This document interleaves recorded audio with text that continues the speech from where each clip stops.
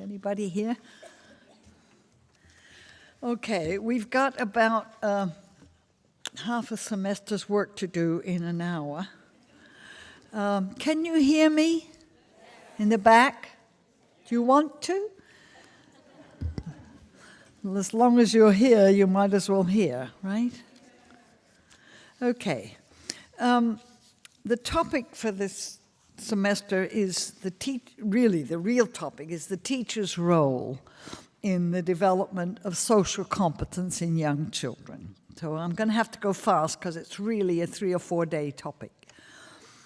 But as I'm sure most of you know, there is increasing awareness of how important it is, social competence is, not only as it relates to the quality of our lives, but it also very definitely relates to school achievement.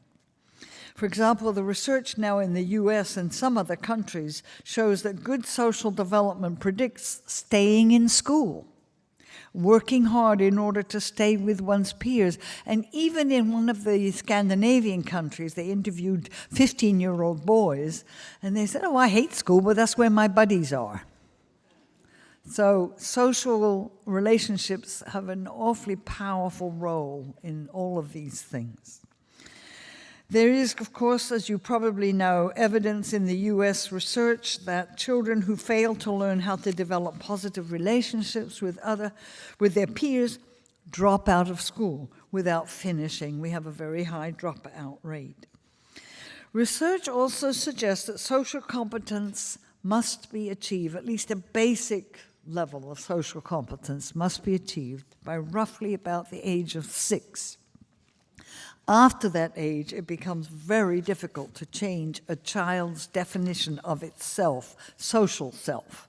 And I'll try to make that clear as we go along. So what I'm proposing to do this semester is to talk in several parts. First, some introductory comments. Part 2, some principles of teaching related to social development.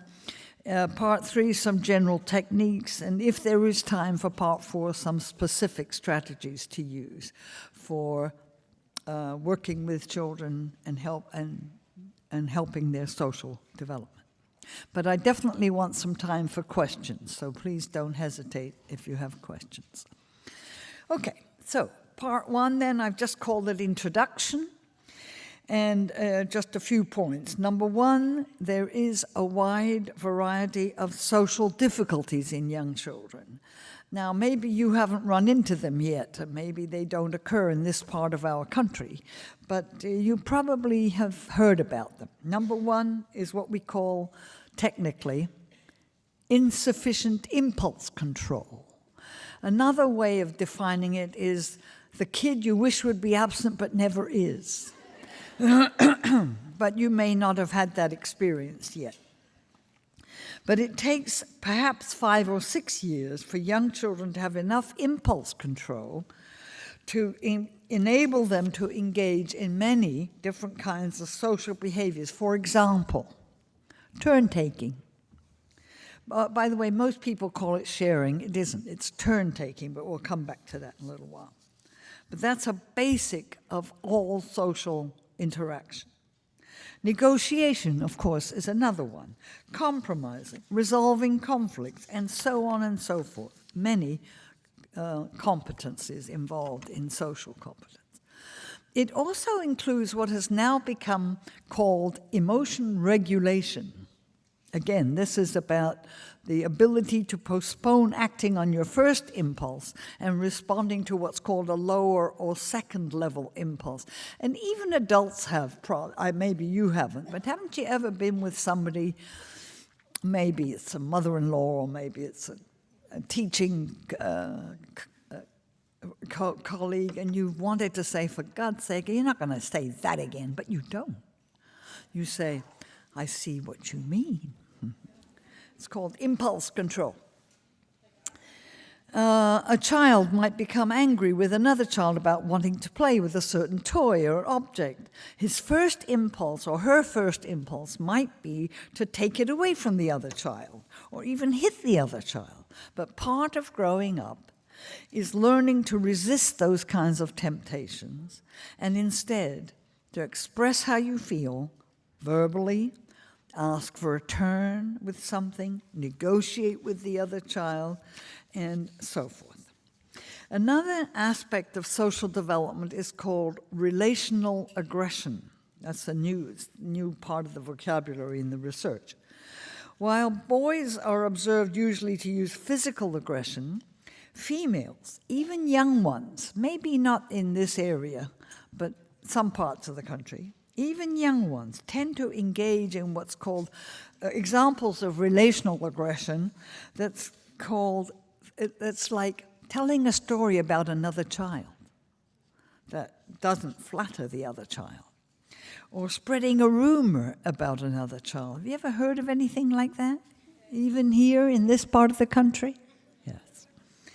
Or not letting a particular child join the play of a group.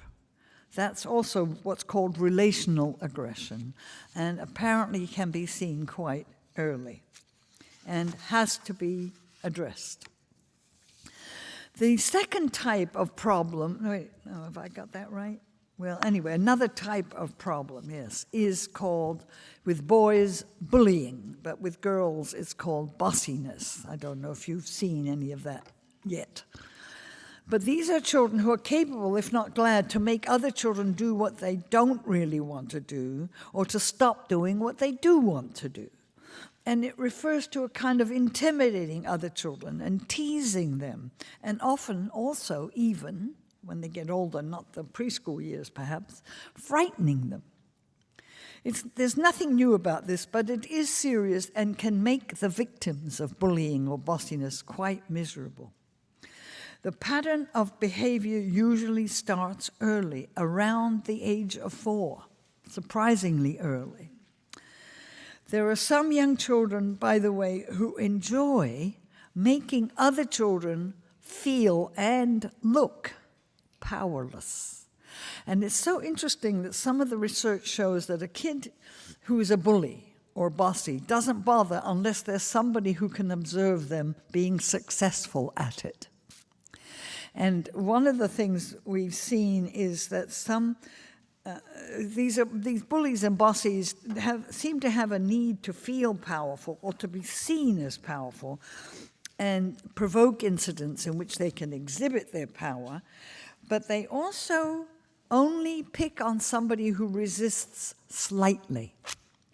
If the girl or boy doesn't resist, you don't show your power. But if they resist at least a little bit, that's how you can show to others who might be watching or in the area that you have power.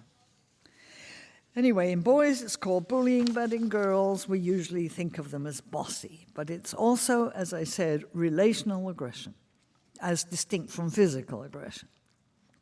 Teachers have a big role to play in all of these problems. Another type of social difficulty, which most of us have seen, I'm sure, is called shyness. Shyness is very common among children, and by the way, most children are shy some of the time and should be. A child who will go to any stranger without any hesitation, worry about. I'm talking about a young child. It's a good idea for children to be shy in new and strange situations. It would not be a good thing for a young child to accept quickly the approach of any stranger. But young children should not be so shy that they will not go to a birthday party or a family picnic or a friend's house. If they're that shy, then they may need some help from an adult, typically a parent, but also teachers can help too. Then there's another category, sort of my fourth category of social difficulties, and I've never known what to call it, but I'll just call it irrelevant actions. I don't know if you've ever met a child like this, but every once in a while there's a class sitting together and they're talking about something, and this kid comes up with something totally irrelevant to where the other kids are. Have you ever seen anything like that? No? Okay, you might someday. And how could a child talk about something totally irrelevant to the others? And by the way, might be sometimes things the others are not interested in. And there may be 3 different kinds like this. One is a child who's just so much quicker and so much smarter and so much more experienced than the others in the class, that she or he has no patience with the peasants. Every once in a while, this happens. There is another type of this child who simply doesn't read other children, doesn't take into the idea that so-and-so and so-and-so want to talk about such and such. They just don't notice what others are interested in or understanding or saying. And then there is a third type of such children who cannot join in the discussion. Maybe they haven't seen that movie or been to that museum or whatever it is, and has nothing to say on that subject, and therefore tries to interrupt the discussion and change the subject. In all three of these cases, the child needs the help of an adult to overcome these difficulties and therefore not interrupt other children. My second point here is that parents obviously have the largest role in supporting children's social development. There's just no doubt about it. Not only in the ways they respond directly to their own children, but it looks now that interaction, and I want to be clear about this, it's called prolonged interactive sequences during the first few months of life are extremely important for a wide range of developmental achievements, including self-regulation.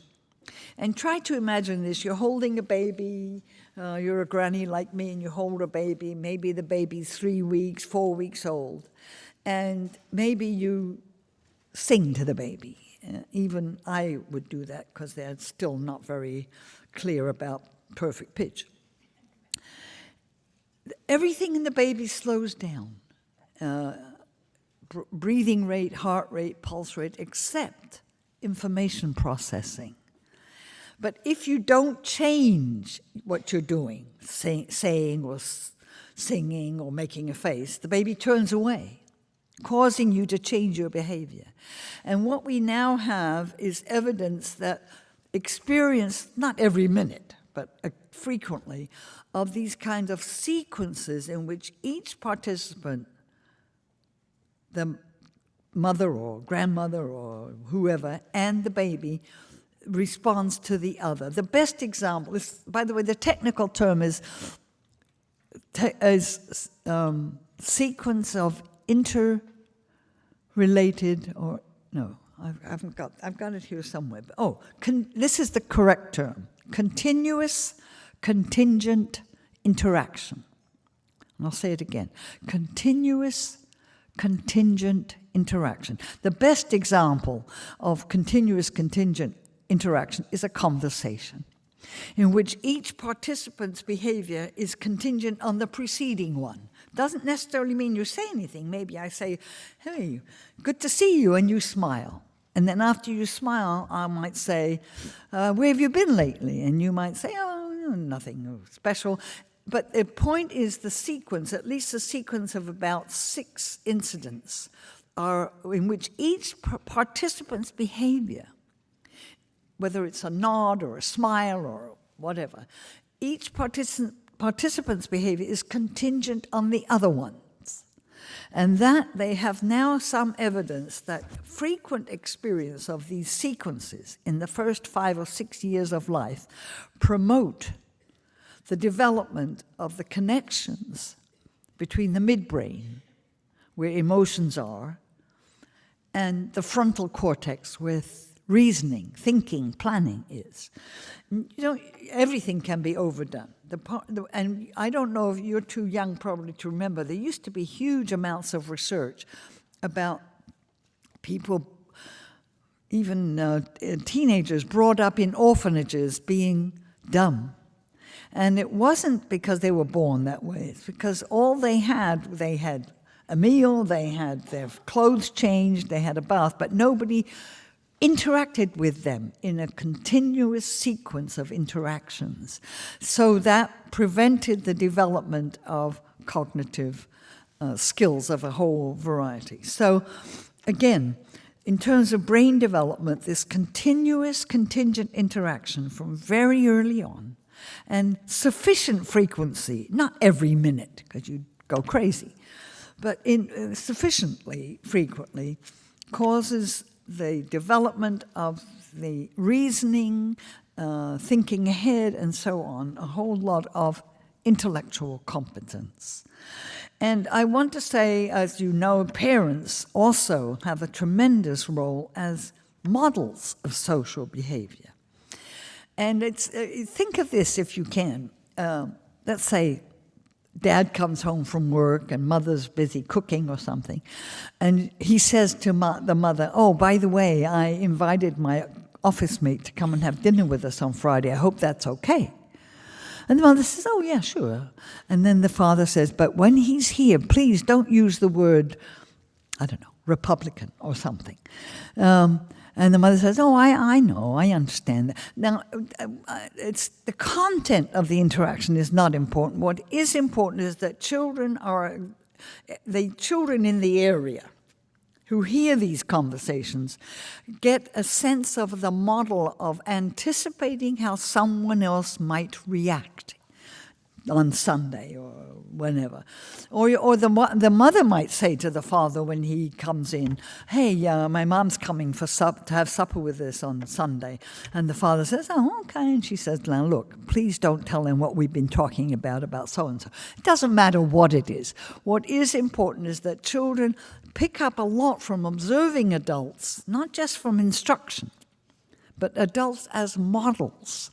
And in those kinds of interactions, the adults are models of anticipating how someone else might react. And that's very important to learn when you're young. Of all the studies I've read about individual children with social difficulties, at least in this country, I suggest the following, and I would be interested if this corresponds to your experience. I would say of all the children that we have with social difficulties, about a third of these children bring their problems to school from home. Many children bring heavy emotional luggage from their home experiences. Then I would say, by the way, some of these cases cannot be addressed by a teacher alone. You may have to bring in a specialist to work with that child outside of the classroom. That you probably do know. I would say also that about another third of the children who present social difficulties are simply ignorant about how else to behave in these situations. Maybe it's an only child, maybe a child who's never been in a small group before. And this child benefits a great deal from teacher suggesting ways to address particular problems. But and the teacher can do a lot to help such a child.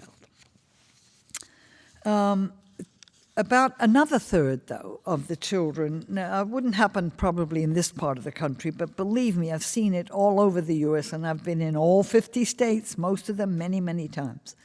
About 1/3 of the children are creating social difficulties in the classroom, and this particularly kindergarten, first grade, second grade, because they're bored with the curriculum and because it's inappropriate for them.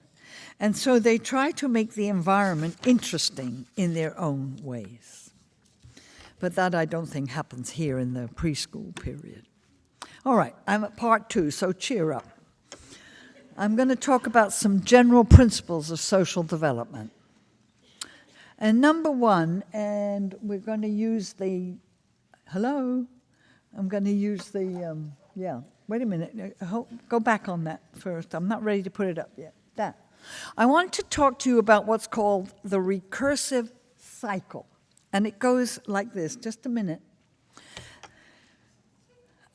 Whatever pattern of social behavior a child has, others are likely to react to that child so that he or she will get more of it. So, first, okay. A child who's articulate and speaks clearly. Next, others, next one, will be accepted by the others. And because that child is accepted by the others, next, that child will become more articulate. And this is what's called a recursive cycle, that the behavior builds on itself once you're in it. Next. But a child who's inarticulate, doesn't speak clearly, and we've got loads of examples, or cannot be understood, or something, or messes up a sentence, or something like that. Maybe you don't have such children, but anyway. The other children avoid that child, or ignore that child, and because of that, next, the child doesn't become more articulate. It gets stuck in a negative cycle, and it's very important to see this behavior as cyclic. Once a child's in the cycle, the chances are, unless an adult next breaks the cycle, the child cannot get out of it.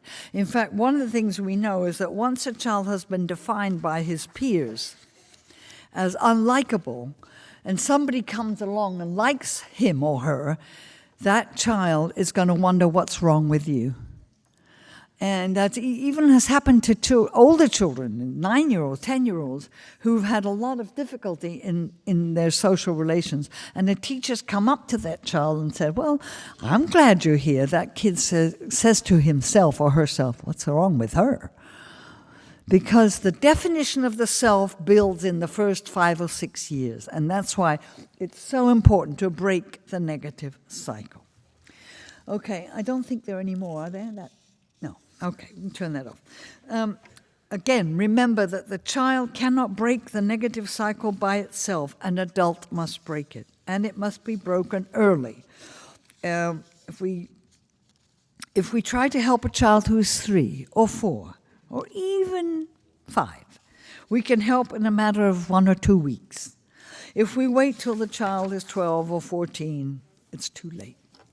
And as I've already said, the reason is the child learns very well from his or her own experience that he or she is not likable, and will sometimes have 10 years of being unlikable, and it's very difficult to change. The other thing you probably have seen, or if you haven't yet, you will, children get reputations among their peers. And those are, if they're negative reputation, they're very difficult to break, and they tend to live up to their reputations.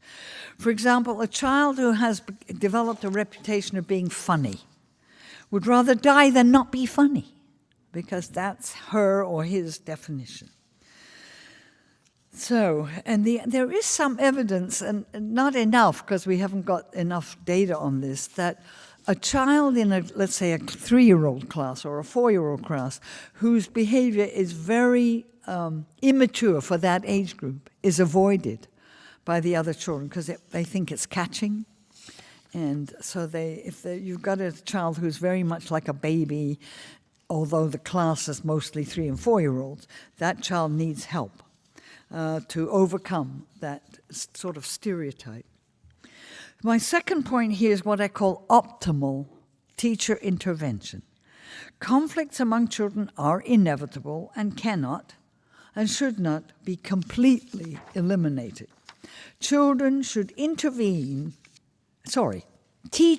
should intervene in such conflicts just enough to make sure that no child gets locked into a negative cycle. But the teacher should not interfere so much that the children never get a chance to try to solve problems by themselves. And certainly one of the things you can do as a teacher is to say to a child or 2 children, if it doesn't work, come and let me know and I'll see if I can help you. So you're giving them the initiative. So we'll come back to that in a minute.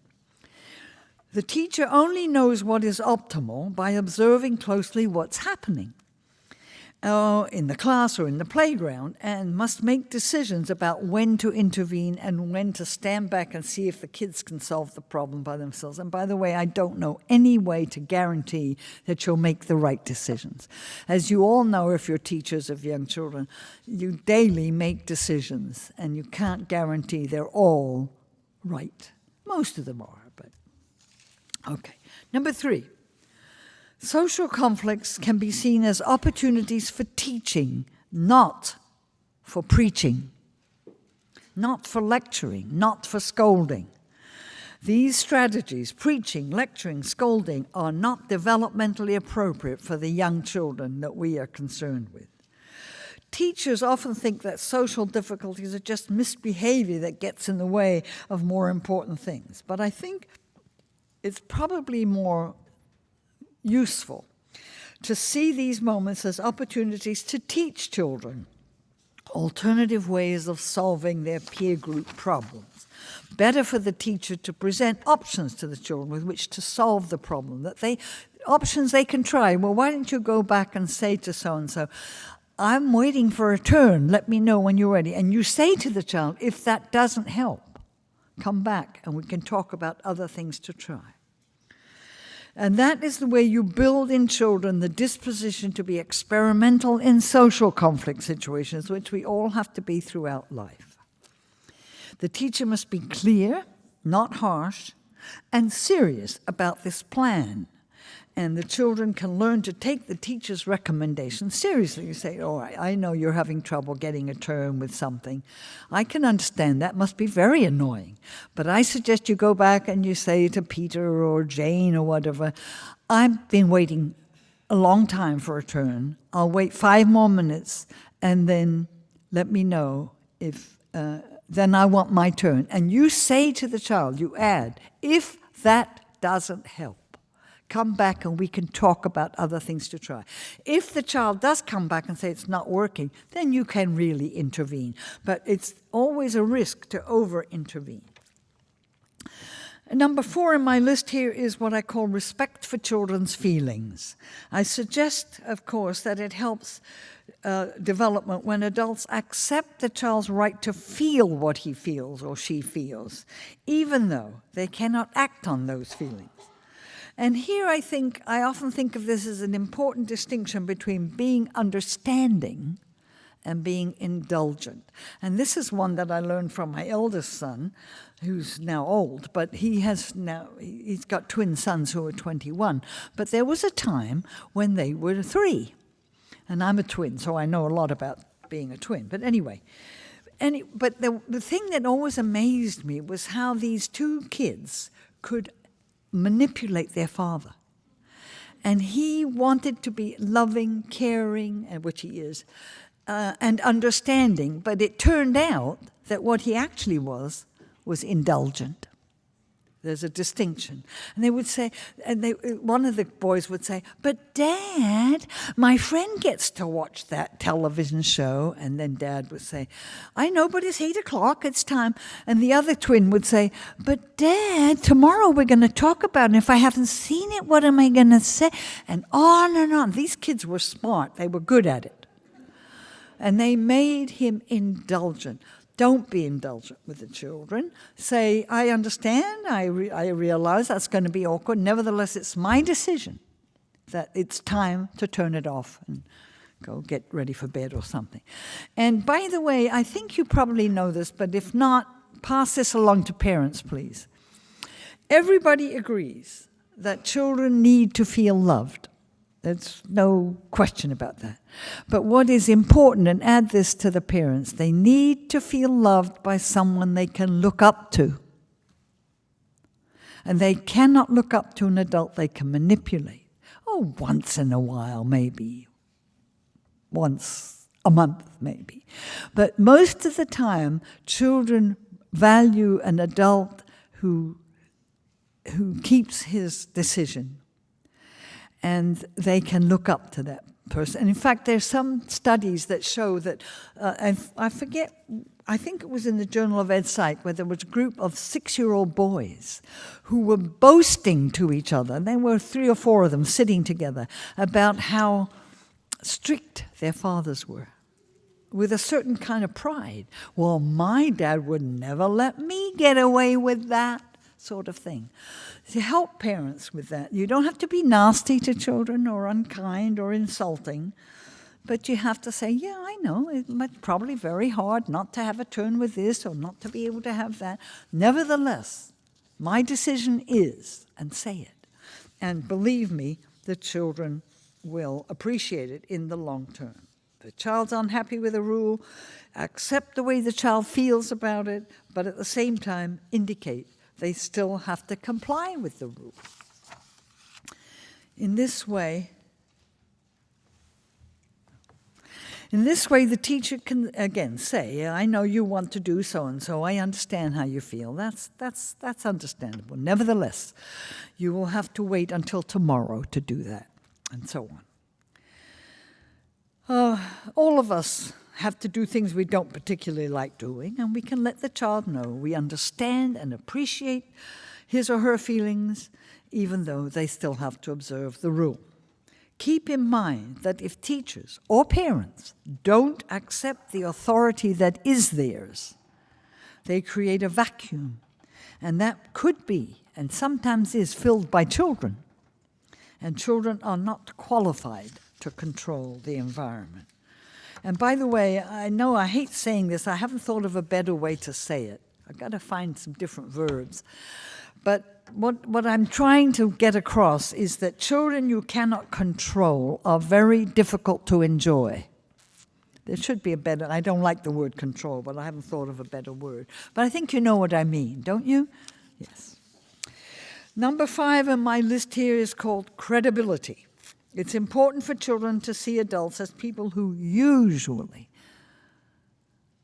and I underline usually, mean what they say, and who don't give mixed or ambiguous signals about what they think is right, what they think is valuable, and what they think is important. If, as I've already said, if we don't want children to do something, we should state clearly and matter-of-factly what we think, what behavior we want, what behavior we don't want, and then move on and change the topic. Talk about something else. And this is in a book I've written with my son, who's supposed to be here, but I guess he's not here yet. No, I'll tell you this story about him. He's a musician. If you've got a child going in this direction, talk to them about becoming bankers or something. Anyway, Steve is a cellist, and he did a bachelor's degree at the University of Illinois, where I've been working, and we lived there and so forth. But he didn't live at home. He lived with a friend in the neighborhood. But he'd come home Saturdays to do his laundry. And if I was there and it was a nice day, we'd go for a walk. And while he's waiting for his laundry to dry. And he would talk about all kinds of things, the classes he's taking, trumpet and drumming and conducting and on and on and on and on. It was lovely. But one time, when he was 19, we were walking, and he was talking, and he suddenly changed the subject. And he said, "Mom, how do you decide whom to marry?" That's why the book we wrote together is called Intellectual Emergencies. There are copies of them out there, which I'll sign, and he'll be here, and he'll sign too. But what would you say? Your 19-year-old says, how do you decide whom to marry? I certainly wanted to say, in your case, it had better be somebody wealthy. Oh, if only. But anyway, of course I didn't. I had to make up something in a hurry. And I said, I think you have to decide whether or not the two of you can go on growing in each other's company. And by that I mean that, and I was making it up as I went along, all relationships have to have content. You can't just relate to a person. You have to relate about something. Maybe you relate to the neighbor about how the flowers look right now or something. It has to have content. You can't just relate. And that was what I said to Steve. And I said that the idea about marriage is that I said to him, my 3 children were born in 2.5 years, and he's the middle one. And he was the first of the 3 to fall in love, and we all went through quite a bit with that. He was 16. But anyway, so I said to him, when you first fall in love, the content of your relationship is the relationship. Now, you can't go on breathing except when you're together and all that stuff. I said, but that can only last for about 6 weeks. The content has to grow. And that was, after that conversation, I began to think about this. And my observations, I do a lot of observations in Head Start, preschool, kindergarten, first grade. I began to ask this question. What's the content of the relationships between teachers and children? And this I know wouldn't happen here, but it does in various parts of the country. You know what the content is? Don't forget to hang up your jacket. Go wash your hands, it's almost lunchtime, and please put the paper away. It's what I call housekeeping content. And some of that is inevitable. But what I'm trying to suggest is that we should make the content, you don't want to interact and talk all the time, because you can't keep up good content.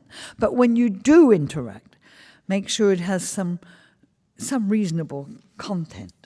I was sitting next with a teacher in a preschool a couple of years ago, next to the sandbox. These were 4-year-olds, and they were playing, and she and I were talking. All of a sudden, this boy, 4.5, I think he was, put this shovel into the sand like that and tossed it up in the air. And you know what that's like, very annoying. And the teacher said to him, "We don't throw sand in this school." And I said to her, "We just did." Don't talk phony to children.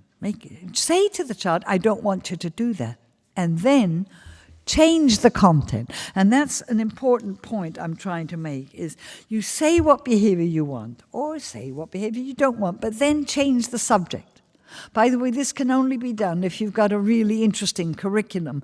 And I brought some flyers, they'll be out there, I guess, about project work. I think most of you have heard of it. But when children are doing investigations of really interesting things, there's lots to talk about. What did you find out? What are you going to do next? How can I help you? What material do you need? And so on. There's lots to talk about that's real, not phony. There's an awful lot of phony talk with young children. So I think it's best to say directly to the child or to children what behavior you want, what behavior you prefer, and what behavior you expect, and then change the content of interaction. Okay. And a basic principle here is avoid phony talk with children. And by the way, I've just written a blog about this. I think the only way you can do that is if you keep the total amount of talk low. But when you do talk, you try to have it in some kind of real context. I have to tell you this. Do I have a little bit more time? Yeah, just a little. I just wrote a blog, and it'll be available pretty soon. But you'll all be able to relate to this. Not long ago, I went for my annual checkup with my gynecologist, and you know what that's like, don't you? You're waiting. I was probably the 12th patient he had seen that day, and he comes into the room, and he says, "Now, Mrs. Katz, do you get a chance to get out of the house sometimes?"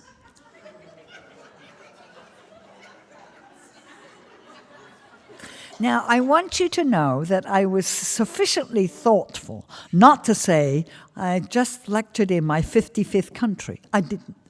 I said, "Well, I came home from Washington, D.C. This week, and last week I was in Houston, and next week I'm getting ready to go to Northern Ireland." But then I thought about this. In every field, there are these cliches. And he probably says that 15 times a day to all these ladies. It must be a bore. And I then began to think, what are the cliches that we use when we work with young children? And we do. We say, "Awesome." I can't tell you how many times I've seen a preschool teacher look at a child's finger paint or whatever it is, "Awesome." Well, or "Good job," or "Hey, great stuff." And another one is, "You need to sit still."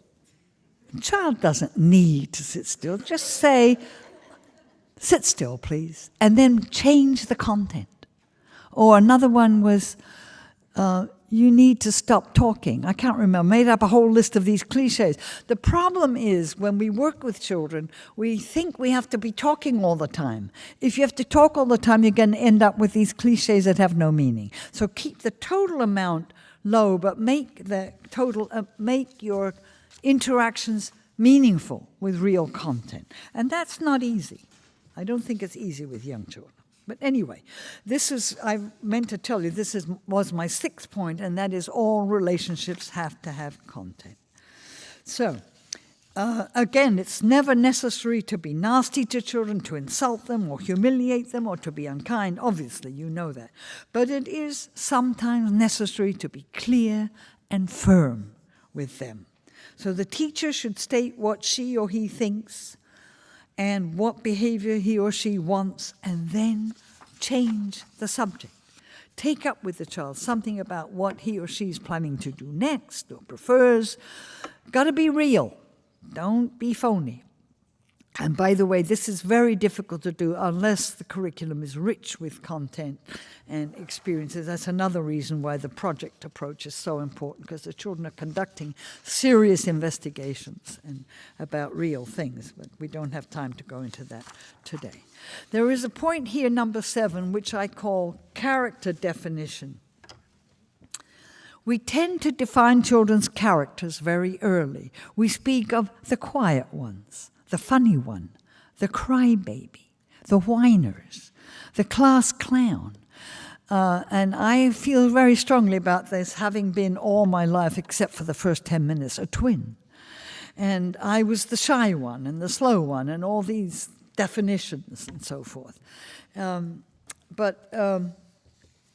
One of the things we are beginning to realize is how children live up to their character definition. And when I started teaching nursery school a long, long time ago, there was a little boy in the class who didn't relate to any, a 3-year-old. I taught a class of 3-year-olds in a parent co-op in California. He had no relationships with other children, bad or good relationships at all. He was very shy. And I decided I had to do something about it. I didn't lecture him about how important it is to go over there and play with this one and that one. What I did for about 2 weeks is every day for 10 minutes, I went with him to walk around, to look at something. He didn't say anything, but I said, I just thought it might be nice to just walk around the garden and look at this and that and the other. By the end of the 2nd week, this child had changed his self-definition to just being one of the kids. So it's very difficult for a child to break out of the definition that others have made of her or him. So we know that children tend to bring their own behavior into line with the way adults define them, and please warn parents about this too. Once they've accepted a definition of themselves, it's very difficult for them to break out of it. By the way, the research in this area is called self-attribution process, and there's quite a bit of self-attribution research right now. Somewhat older children, but it starts early. So what I'm suggesting here is if you've got a child, the one you wish would be absent and never is, try to think of what that child might be like or could be like if he didn't or she didn't have his or her problems. Think of how this child might walk, might talk, might interact if he or she didn't have the problem. Make a picture in your head of what this child could be like, then treat the child that way. By the way, some adults, have you ever had a relationship with an adult who made you feel stupid, even though you're not, with other adults? How does that work? And I'm always amazed at this. There are certain people, well, I won't go into it, but I mean, most of the time I don't feel dumb, but there are a couple of people who always sort of react to me so that, well, you know, what would you know? You didn't grow up here or something like that. Well, so think about this, that reimagine the child as a much more powerful way of helping the child to outgrow a definition than scolding or preaching or just telling the child. And as I've already said, if possible, spend some time alone with that child for 10 minutes, for maybe a week or maybe 2 weeks, doing something interesting that could interest that child. And, you know, don't preach about how his behavior should change or anything. Just interact with that child as a competent, sensible person, and that's what he or she will become. All right. Part 3, I've got to rush because we haven't got much time. I want to talk about some general teaching techniques. Number 1, I've already suggested it's important to speak respectfully, clearly, and matter-of-factly to young children. A young child tells the teacher that she wants to sit on the teacher's lap during story time while the teacher's reading a story.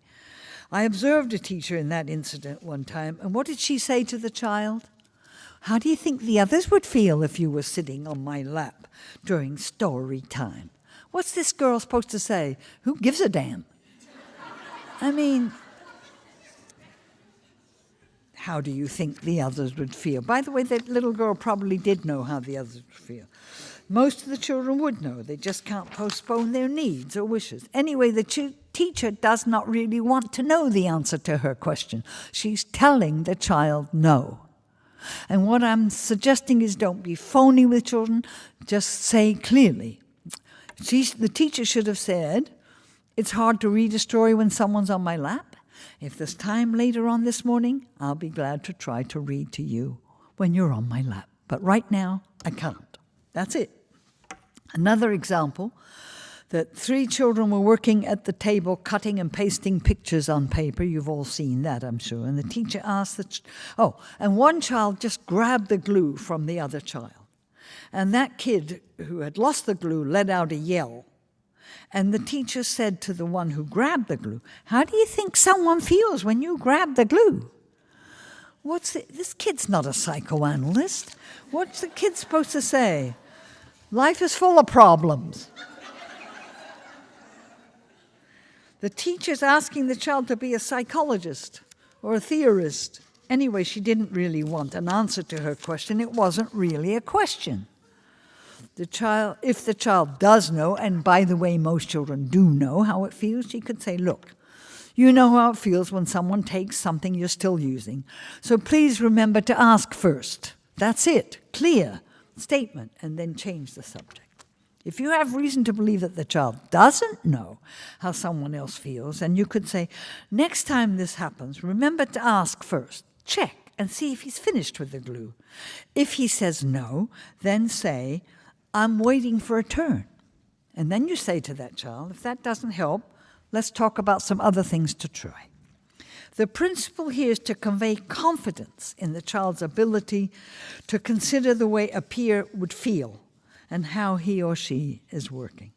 I suggest it is also best for the teacher to say what behavior she wants, to say it firmly and clearly, and move on. Number 2, encourage children to approach social conflict situations experimentally. For example, a child comes to the teacher and complains he can't get a turn on the tricycle or on the swing. The teacher could say, I'm suggesting the teacher could say something like this. What have you tried so far? The child might say, well, I told him I want a turn, whatever. Or he might not have tried anything. But what you're trying to build in the children is the disposition to be experimental. What have you tried for everything? And if that didn't work, well, here are some other things to try. Even adults have to try things when they're having some problems in some relationships. And this kind of question, what have you tried so far, suggests that you expect them to try different strategies and then come and say, I tried this and I tried that, didn't help. The teacher says, I suggest you go back and you ask so-and-so for a turn with the trike, and if that doesn't help, come back and we'll discuss other things to try. It's important to add that phrase, come back and we can discuss other things, because you want to build the disposition to be experimental in social conflict situations. It should be a lifelong disposition. Number 3, use the concept of what I call ground rules. This means that children come to understand that the rules you use to stop their undesirable behavior, you also use to stop other children when the occasion arises. So, for example, you see one child hitting another child. By the way, that's something you must stop. You might say something like, I don't want you to hurt so-and-so, and I don't want anyone to hurt you either. Make it clear it's a ground rule. You're not just stopping hurting that child. You're going to stop any occasion in which one child hurts another. You have to add that second part so that the children know the rule applies equally to all. I recall when I was teaching a class of 3-year-olds, a child from a very difficult family life came to school very upset one morning, and I sat with him and held him on my lap. Within a few minutes, several other 3-year-olds wanted to be on my lap. So I said to them, look, Joey is having a really hard day today, and he really needs my special help right now. And on a day when you're having a especially hard time, I'll be here for you too. So you're stating a ground rule. That's what we mean by ground rules. Not that we respond to every child's needs and equally or the same way, but that we respond as the needs arise, not that we treat them all alike. No apologies, no excuses, very clear. And matter of fact, that this is how it is today, and another day when you need my special help, I'll be here too. And by the way, most children will find that very reassuring and not squabble about it. It reassures the children that they are in a just environment where every person's needs are responded to as they arise, not that they're all treated alike. And by the way, and I'm saying this as a lifelong twin, the surest way to be unfair to children is to treat them all alike. Number 4, coping skills. Have I still got a minute or two? Yeah, okay. Coping skills. One of our responsibilities is to help children learn appropriate feelings, not to belittle their feelings. We should not let children believe that we agree that not getting a turn with something, a truck or a trike or a swing, is a tragedy, because it isn't. Help children to learn the difference between what is a tragedy and what isn't. When to feel sorrow, and there are occasions to feel sorrow and sad, and when to just move on. So the teacher might say something like this, look, I know you're disappointed you didn't get to play with such and such today, I understand that, but there's always tomorrow. And sometimes I think that's easy for me because through no fault of my own, I was born in London, grew up in England during the war, and our teachers used to say, when we asked for something, well, of course you want such and such, but there's a war on, so just get on with it. And that was the end of it. They didn't make you feel sorry or frustrated. There's a war on, so just get on with it. And that's what we learned to do. So you say, I understand how you feel, but there's always tomorrow. Say it nicely and friendly. Number 5, teach children to take pleasure in each other's gifts. This is one I learned from Steve too, but actually I taught it to him, but he reminded me. And this is very important to someone like me whose twin sister won a scholarship to the Hammersmith School of Art in London, and I never did. And my mother was a very gifted musician, and my mother and my 2 sisters could sing any symphony, harmonize any quartet together. When I tried to join in, my mother said, you've got a nice voice, but it's in the wrong key, so shut up. So anyway. But when I have 2 sons and a daughter, the daughter's the youngest, and when she was 7 or 8, she took up piano and violin. We're all musicians in the family. But when she was 14, she decided she wanted to take voice lessons. Fine, we got her a voice teacher. She has a lovely voice. And my husband was a wonderful pianist, and I play violin badly, but as my mother pointed out to me, you're lucky. Love is not only blind, it's deaf too. But anyway, so Miriam started voice lessons, and she was doing pretty well. At that time, and Miriam is now, 55? Yeah. But at that time, I was traveling from Illinois to Washington, D.C. to work with Head Start twice a month. So I was always on the go. In those days, we didn't have cell phones or laptops. So wherever I went, the first thing I always did was call home, naturally, and tell them with phone number and where I am and so forth. So I got to Washington, called home. Steve answered the phone. Hi, Steve, what's new? Nothing. What kind of nothing, I said. And so he talked a little bit, and I said, well, let me talk to Dad. And he said, well, Dad's still playing tennis. I said, look, please write down this phone number, and when he comes in, give him the phone number and have him call me. Okay, Mom, no problem. So I gave him the phone number of the hotel where I was. And I said, okay, Steve, I'll be home tomorrow night. See you then. Okay, Mom, that's good. I'll see you tomorrow. Wait, don't hang up yet. There's something I have to tell you. He was 15. I was a little bit worried. And he said to me, Mom, it is such a joy to watch Miriam discover her voice. And this is what I call taking pleasure in each other's gifts. You don't have to put anybody down as I was. Well, your sister can sing in tune, and your sisters. I had 2 sisters who had scholarships to the Hammersmith School of Art.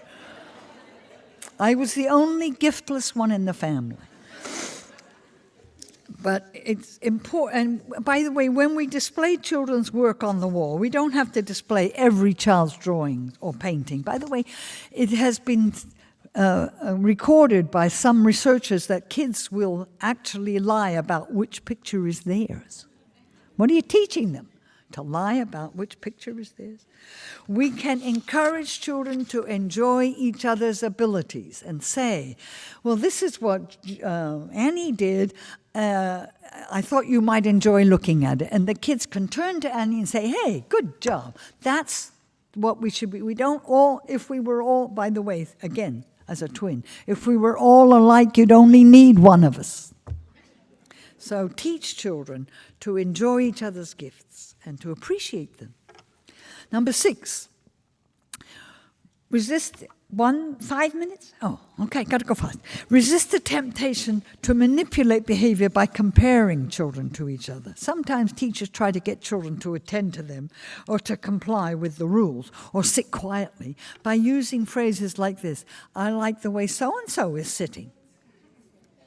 This strategy has become a cliche in classrooms in many countries, ours particularly, but not so much at the preschool level, but it begins at the preschool level. Perhaps it's okay sometimes, but anything can be overdone, and that certainly can be, because children, and you can see this in adolescents in secondary school, have already by then learned that any time another child is complimented, it's to put them down. And they raise their own self-esteem by putting others down. And that's not appropriate. So children learn to think that when another child's being praised, it's intended to make them aware of their own negative evaluations. It's unlikely to build classroom solidarity. And by the way, with the young children, it's quite, as I said, I do a lot of work with teachers, helping them to get children involved in projects, which are in-depth investigations. It's another semester, but anyway. But it's perfectly all right to say sometimes to this child, look, I can't help you right now, but Jimmy over there, he's very good at that. Go and ask him. And by the way, you teach Jimmy to say, yes, I will help you, but not yet. I've got to finish what I'm doing. So the classroom environment should be full of this helping and being respectful of these requests and so on. But the cumulative effect of frequent comparisons is to learn to feel that one is at risk when somebody else is doing well. And that's not a good idea. In that case, children may learn to feel relieved when somebody else is being criticized. Children will also learn to feel that their own value or their own worth is comparative. And they're only valuable if there's someone else in the environment who's less valuable. And if that happens, they may learn to need to find persons or groups to look down on as a way to raise their feelings about themselves. And that is not a good way to build a foundation for a truly democratic, cooperative society. Why not be matter-of-fact to children and say, if as the occasion arises, please turn around and sit quietly instead of, I like the way so-and-so is sitting, which I think is horrible. But anyway, I've got part 4, but it's just we need another hour. 5 minutes? 5 minutes? Okay. Are there any questions, by the way? Because I do want to address questions. So somebody could collect them? We have them. 5 more. You have them? Okay. Okay. I was going to talk about in part 4 here specific strategies. And as I've already suggested, it's useful to think of social competence as having 3 basically interrelated components. Social cognition is what's called, one has that name, or social understanding of what someone else might think or might feel about something. Another, of course, is social skills, how to go to another person and say, can I join you, or could I hold this for you, or could I help with that, or these basic social skills. And of course, I already mentioned emotion regulation, which is instead of acting on your first impulse, to act on a second one. And that takes time to learn. But the social cognition is related to how children think about social phenomena. And one big part of it is predicting others' feelings. And one of the things you can do, maybe you're planning some activity or a field trip or something, but there are a couple of kids who are absent. So you could say to the children, now so-and-so and so-and-so are not here today. What do you think they'd like to work on? Because we're going to work in small groups.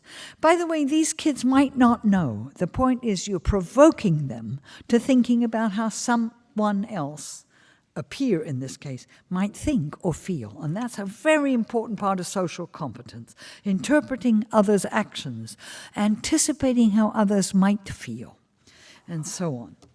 And well, it's just a lot here we don't have time to go into, unfortunately.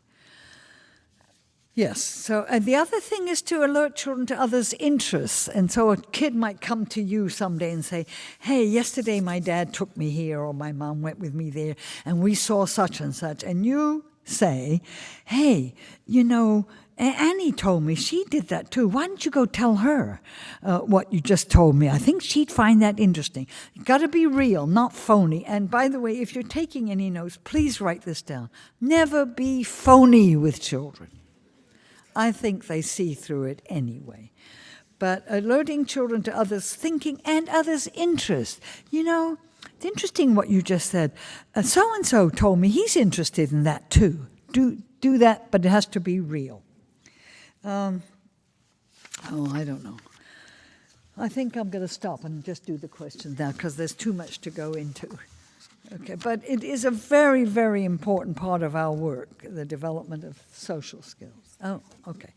How do we help parents with expectations for their children to be perfect? Well, if you're up to it, you could pray.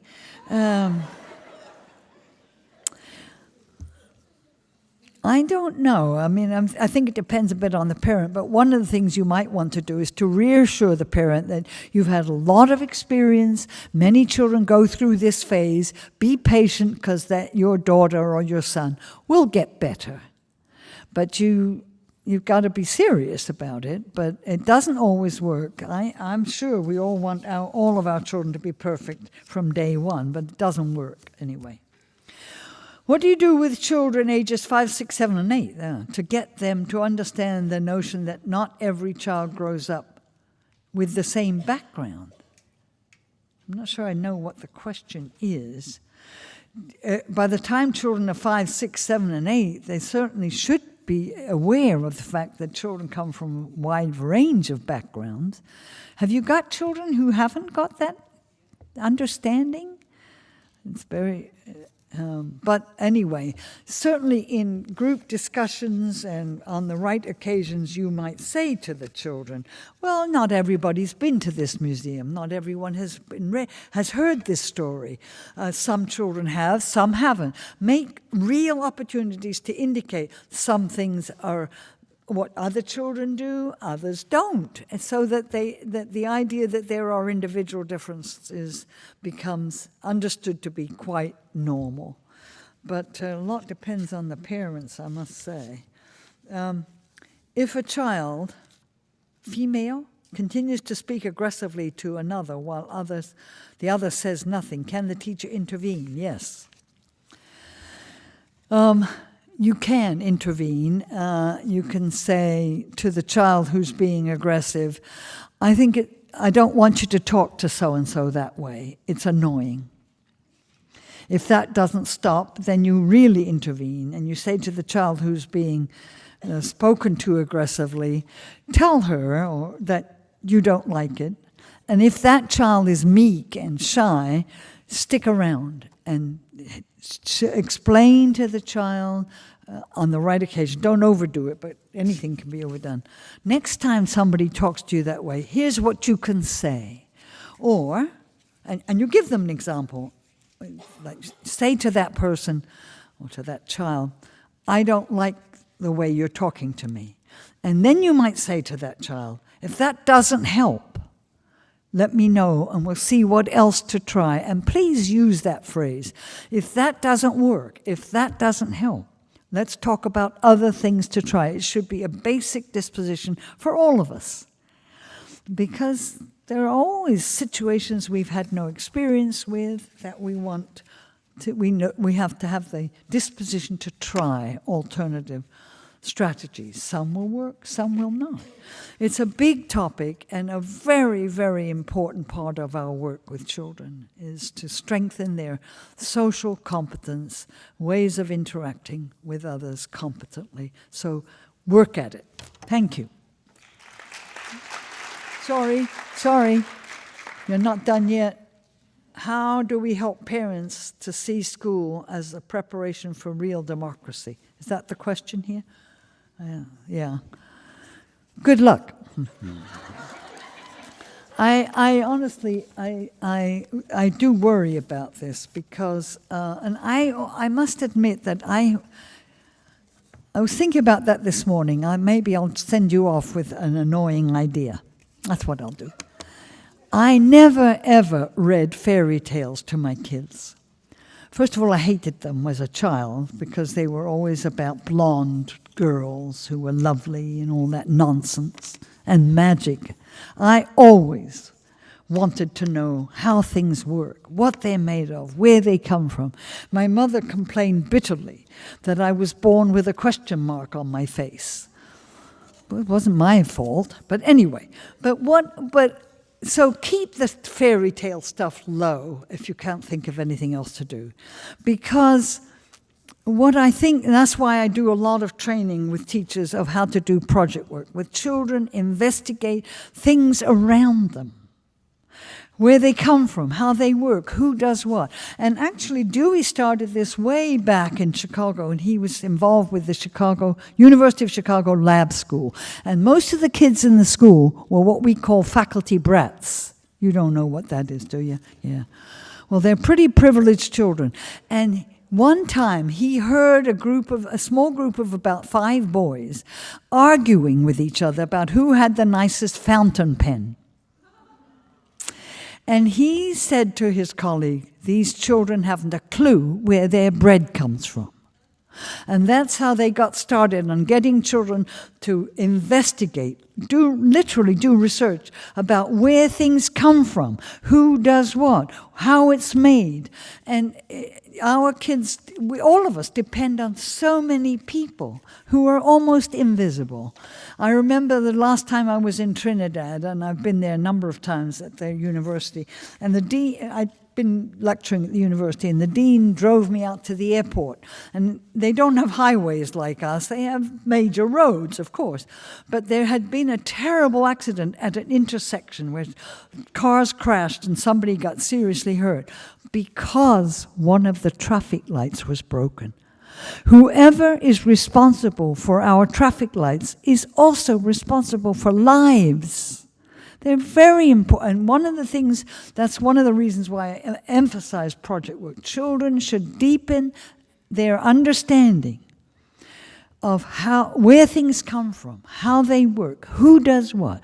What we want to do with young children is strengthen their understanding of their own environment, to understand it more deeply and more accurately, how it affects their daily lives. And there are lots of people who affect us every day. And never mind about these stupid fairy tales. I mean, you can have the children write stories. Well, I don't have time to do that. Next time, though, I'll be glad to talk about project work. Yes?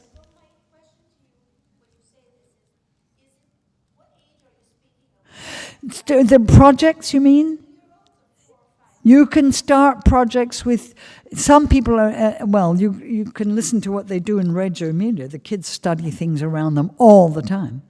But I would certainly have 3-year-olds start investigating what goes on around them. I'm working with some teachers now whose children are studying every single tree in walking distance around that school. And right now it's dramatic what's going on. But they've never looked at them before. But there is so much to see. And we have on campus a lot of experts. In fact, the other day I was sitting at dinner with one of the professors who's a specialist in plant physiology. And I said to him, well, by the way, why do the leaves fall off the trees? And I'm sure he thought, oh, another silly old girl here. He didn't say that, but I could see on his face, you know. But he didn't answer me, but about 4 days later, I got an email from him. And this is what he told me, that where the leaf joins the tree, right next to where the two connect, there is a kind of gelatin. And the less light and the lower the temperature, the harder that gelatin gets until it's so solid that the leaf falls off the tree. And it's called, by the way, an abscission process. And I had never heard of abscission before. I mean, it's a small thing, but it's interesting. And that's what we can do with children. We can alert them to things that go on around them that really do matter. And we can certainly start with 3-year-olds, and I've written a lot about it. We've got in the journal, by the way, you can access the journal free. It's called Early Childhood Research and Practice. And every issue has a complete report with photographs of a project with young children. We've got projects on all kinds of things. And you can see how they're done. And let me just give you my email address in case you want me to send some of that to you. It's L as in Lillian, G as in good, and Katz, K-A-T-Z, at illinois.edu. So you can send me a message or a request and I can respond to you very easily. Good luck. Thank you.